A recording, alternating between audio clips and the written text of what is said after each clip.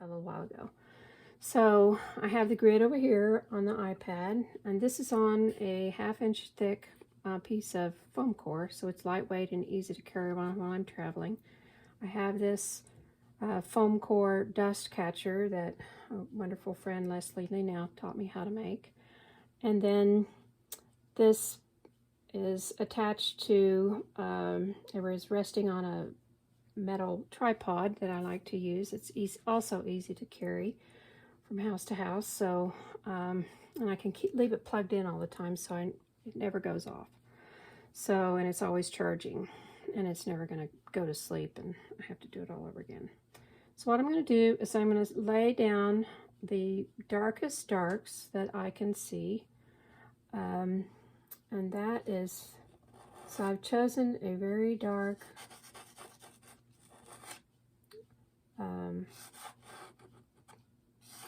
it's a color, it's a shadow color. Don't want to lose that bridge of his nose there. And this is a Sennelier. But I like the Senneliers because they're real dark. I'm just not pressing very hard.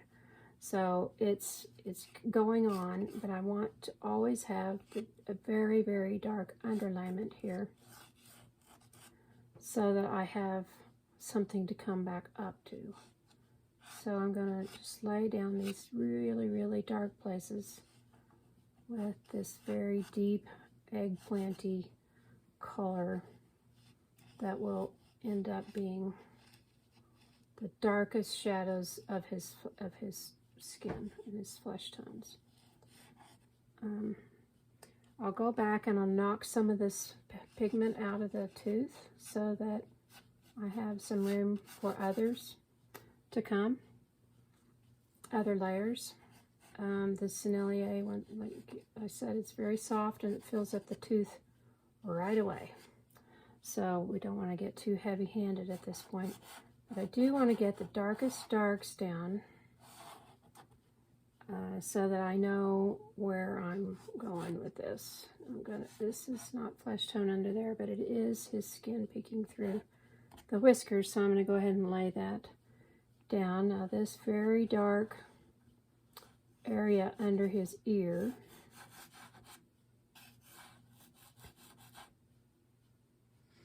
is important, and this is going to define his jawline.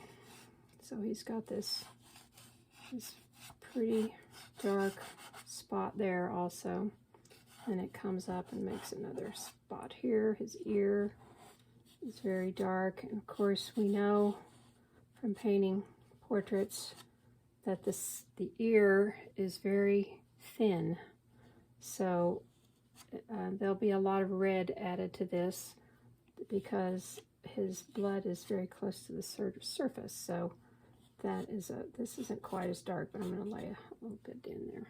Okay, so it didn't take very long, and I just want to get these very dark darks in right now. So I'm going to take, these are Grumbacher's.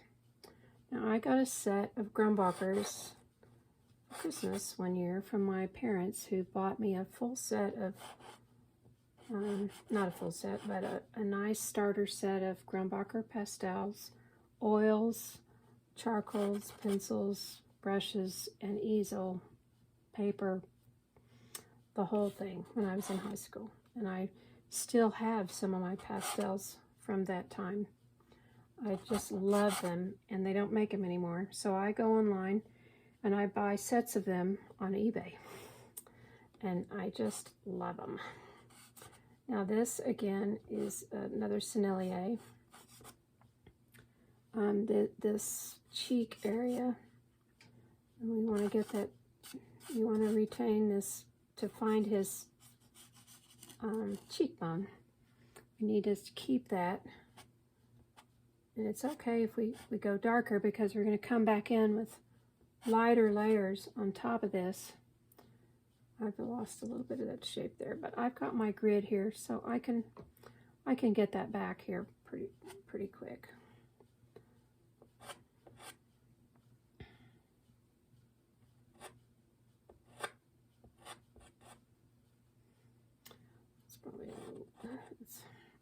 everything is just a little bit darker than it should be, because I want to come back in with lighter,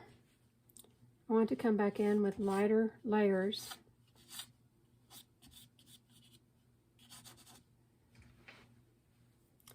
Sorry if I keep getting into the picture. I'll get better at this as I go along. So this one is also, his temple here is recessed. It's not quite the right color. There's a lot of green in the human form, and there'll be times when I have to hunt around for a color, and I'm going to put a little bit of I'm going to have to get in front of the camera here for a minute, but I'm going to put a little bit of a greenish tone in here, because he's kind of green there. I don't want to forget that. And there are other areas in here where his whiskers are, so I'll put a little tad of green in there also.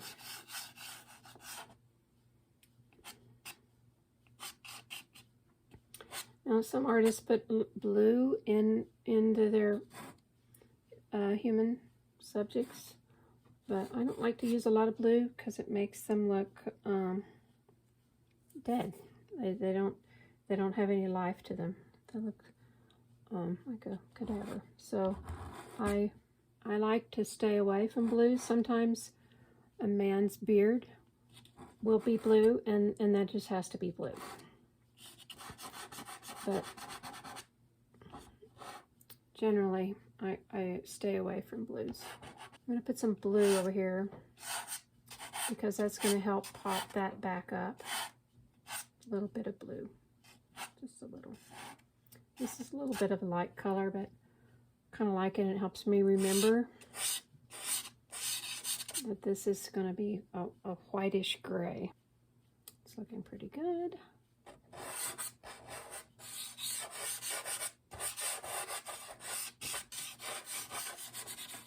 Now this back here behind his ear almost looks a little sallow because his hair is kind of blondie color, gray, and I want us a little yellower flesh tone there. I think this is too light, but that's a good color. I'm going to save it, put it in the Sennelier pile, and pick a darker color here. But this has more yellow in it here. And I put a tad of green there, and I kind of like that.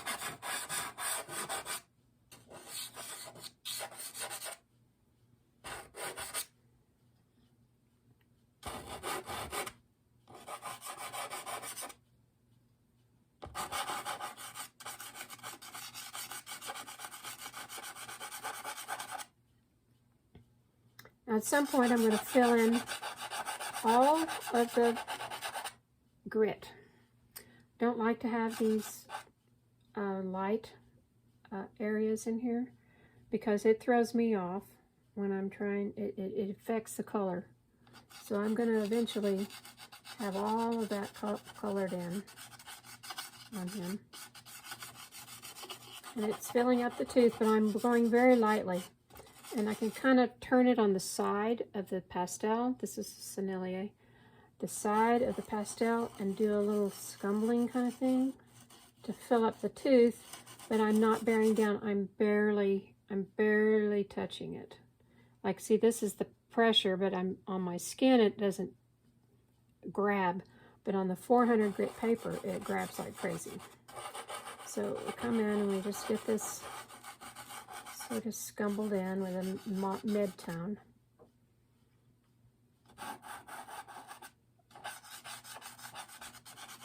Now his face is very ready. So this is darker, a little bit darker than what it really is, but we'll come back in and put lights in his face. I just want to get most of that color of the paper gone. Because see, this is much more accurate than this. This needs more pigment on the paper. I'm going to work on this. I'm going to use my other hand here for a little while. Cover it up for a bit.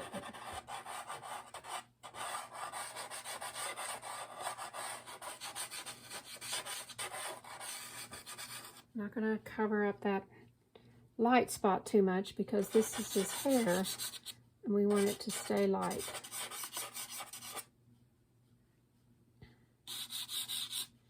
I'm not going to get too crazy about that back end there because we need to do the sky first. I'm going to fill this in a little more. Don't want to get this too dark because the top of his head, he always has a ball cap on. So it's very pale up here, but this is just really been touched by the sun. So I'm starting to lose my dark here, so I'm going to add a little more dark. This is a Grumbacher. This is one of the original pieces that I got as a teenager. So it's too light. This is his neck, the back of his head. Now, I'm not going to make that too dark because his hair comes in here. His ear is sort of going away, but I know where it's supposed to be. I may come in and put a little bit of light here to keep his ear in place so I don't lose sight of his ear. It's easy to do. But you don't want to put too much light on, just so that you know where you are. But you don't want to put too much on because if you do, then you start making mud when you add more on top of it. But just to get the little highlights too and the lighter places so that you know where your plan is.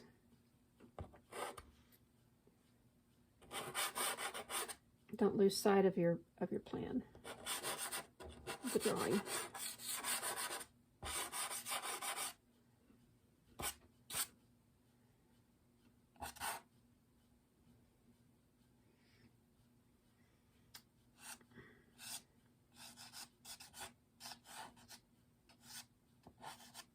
I'm using the corner of these Terry Ludwigs. It's got a nice sharp edge to it. These are not square, they're little rectangles. I break them in half. I think they're easier to use. And plus I divide one Ludwig for my big set and another Ludwig for my little tiny plein air set that I have. That way I don't have to buy 10 tons of sticks. I'm trying to get some of the colors in here. I'm going to keep his beard section over here. Don't want to get too light, but you can see that blue kind of coming through there. And this is a nice gray-green. Remember I told you there's a lot of green in the human body? So I'm going to keep this one out for sure. This is great for the shadows for his. And this part down here is actually very warm and kind of has a lot of yellow in it. Yellow-green down here. And I'll choose another color in a few minutes. Okay, that's enough for his face right now. So now we're going to work on his shirt. And then we'll come in and lay down color everywhere else. Because you don't want to get too crazy about this right now. And then have all this to do. It all needs to work in symphony.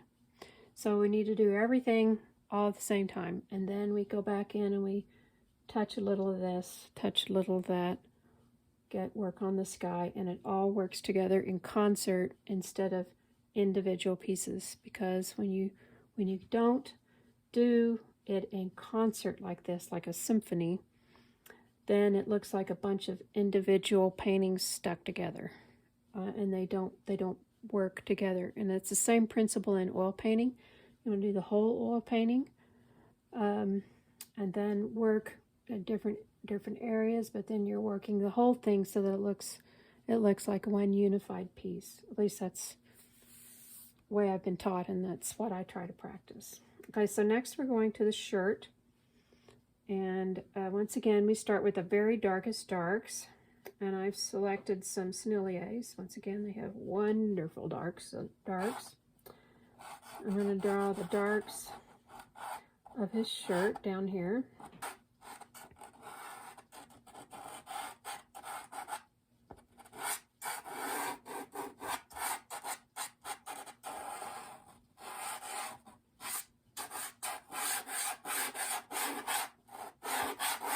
I'm not going to worry about the folds right now. The folds can come last because they're light. The lights on these folds in the photograph. You always add the lights last with soft pastels. At least I do. Because, like I said earlier, you end up making mud if you don't. And believe it or not, you can always add pure white over dark dark, but it's very hard to add pure dark over pure white. It just won't work. But his shirt is a denim shirt, so it has a lot of indigo in it. What I would call an indigo color. It's a warm blue. It's almost like a cobalt cerulean type. And it has a lot of yellow in it. So we want to get that yellow in there.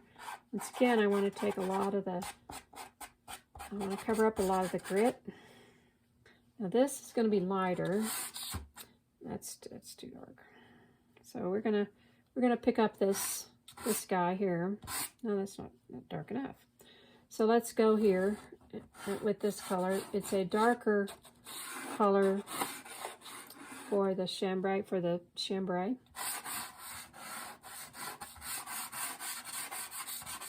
Just going to really loosely color this all in. I don't need to worry about the grid in the shirt. I can see it well enough.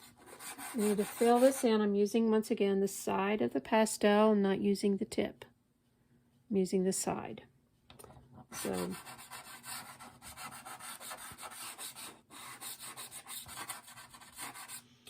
color this in. I'm going to leave a little area where I can see where the edge of his collar goes.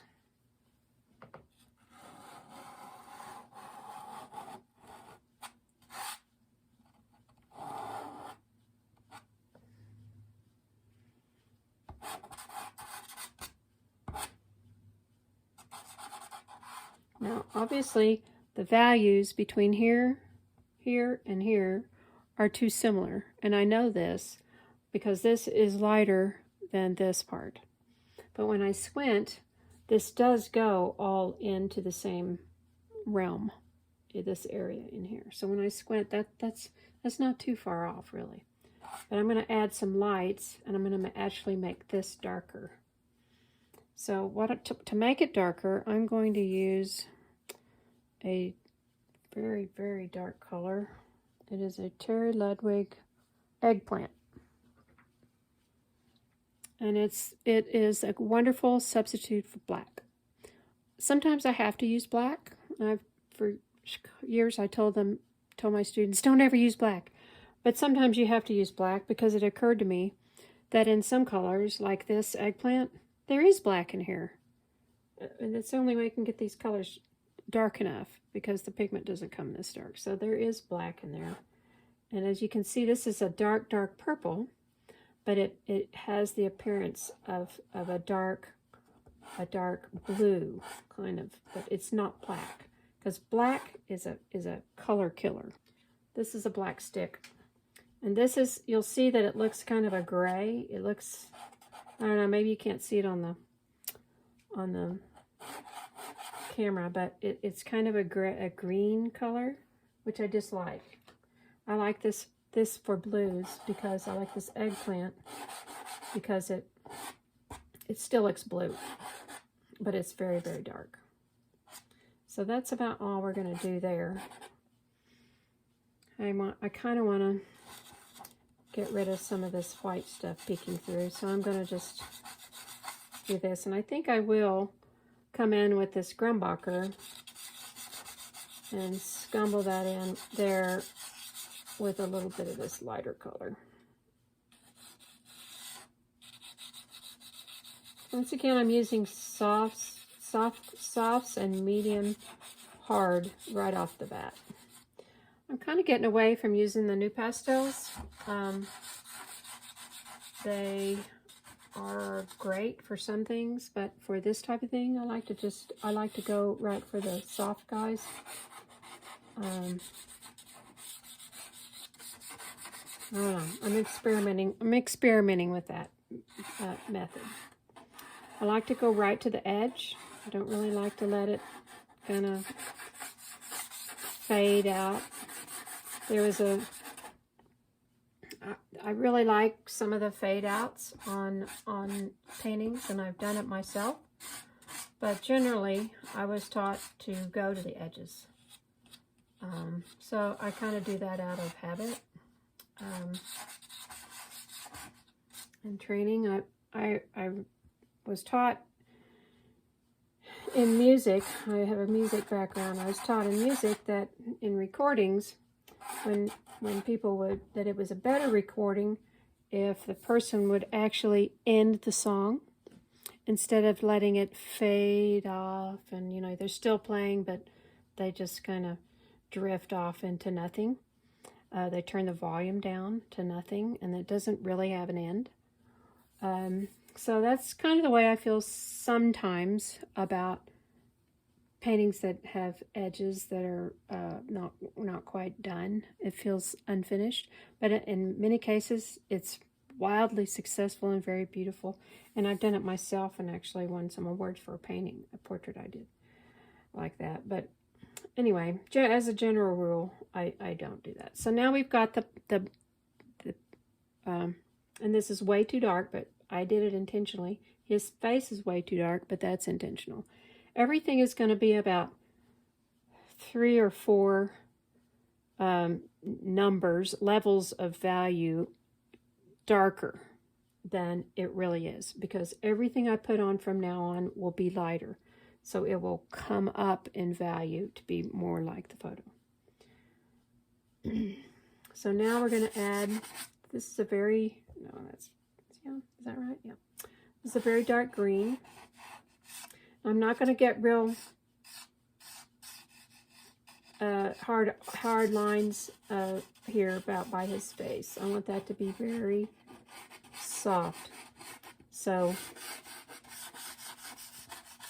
I'm not going to make a hard outline there. I'm going to try and blend it right off the bat, as I would if I were painting in oils. Don't want to have that real sharp edge. This is a Rembrandt. I have a lot of Rembrandts. Oh, I forgot that dark spot. I'm going to put that in. Here's color.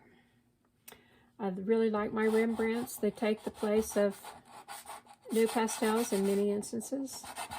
So these are just much easier for me to handle, and the Rembrandts are very similar to the new pastels, and in some cases they're not as waxy feeling.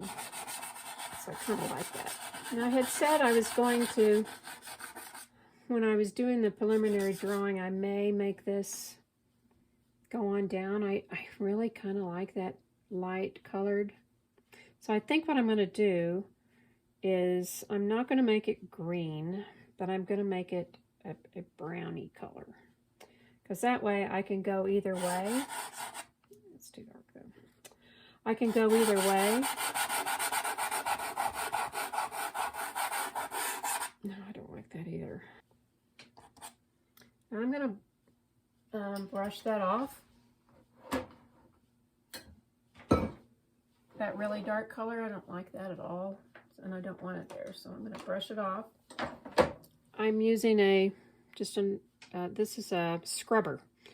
I think it's really for watercolor, but I bought it at Hobby Lobby, and it's a very short bristle. And I can just kind of brush that off and get a lot of it off. Then I'm going to tap it. Get that off. Get that away. Because I want this color, which is kind of a taupey color, more along the lines of the driveway gravel. I think this is too light, but I think I kind of might like this sort of color. This is a Sennelier, so it's very, very soft, and it's filling that tooth up right away. Now, I seldom, very seldom will take my finger and do this. I don't like it. I think it fills up the tooth. It also, if you rub a lot, it gets the oils of your from your fingers into the paper, which is undesirable. So again, I'm just going to kind of fill this up a little bit. And then I'm going to come back here and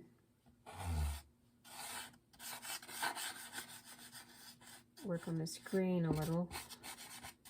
Because when you squint, if there's too much of the paper showing through, you get confused as to what is really going on there, the colors and stuff. So I like to just get that filled in right away, because the more layers you put on, the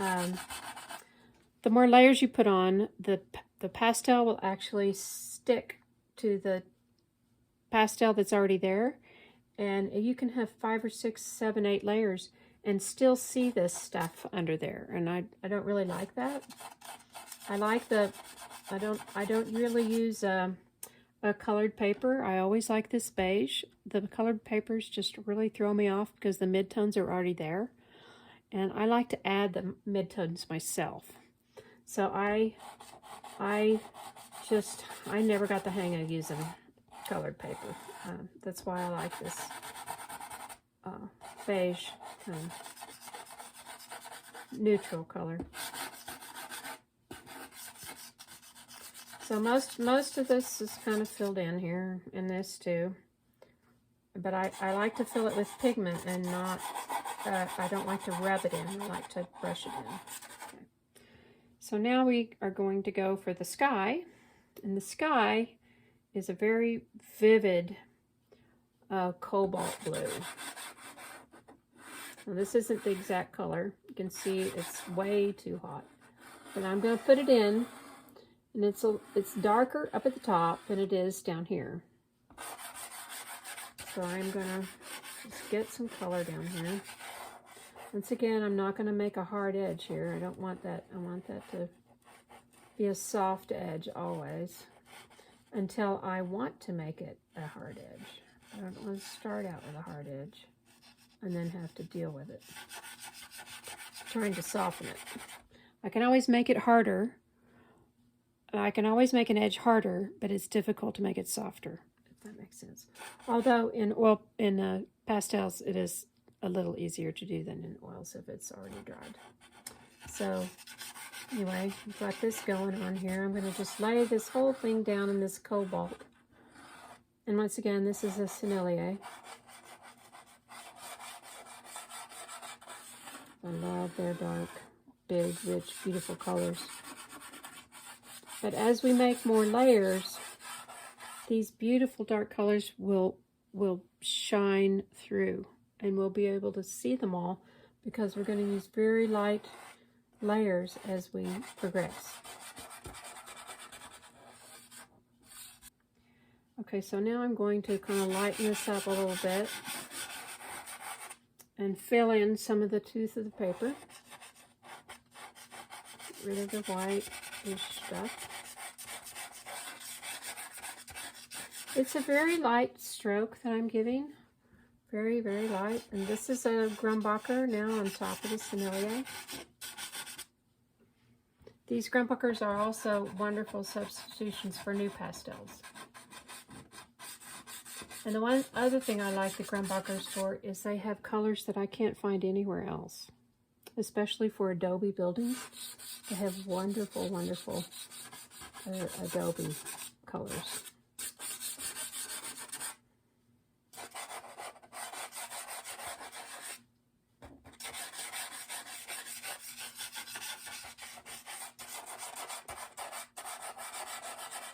This is going to look really garish and funny looking, but it's the underpainting. It's the secondary painting. The dark layer. This is another color, and this is all too hot and not the right color, but it's what's going to shine through.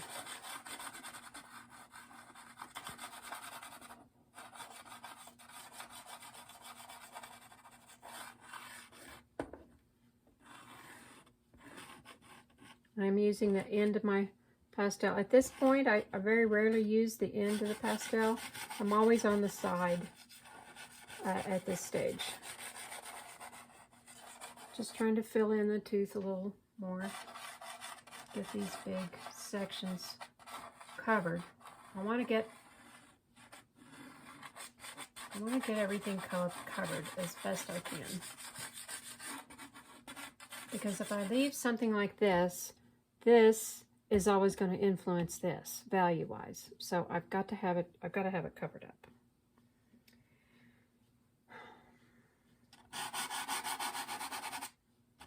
Now, I think those mountains are a little grayer. These are the mountains. And there's a strip in there that we'll put in later, but we're not going to worry about it right now.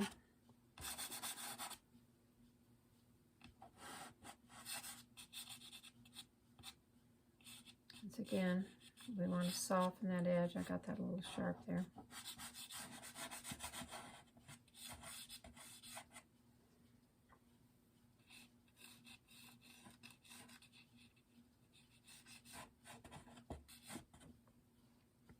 Okay, I didn't get this green over here, so now I've got to add this. Should have done it when I did the other green and I forgot about it.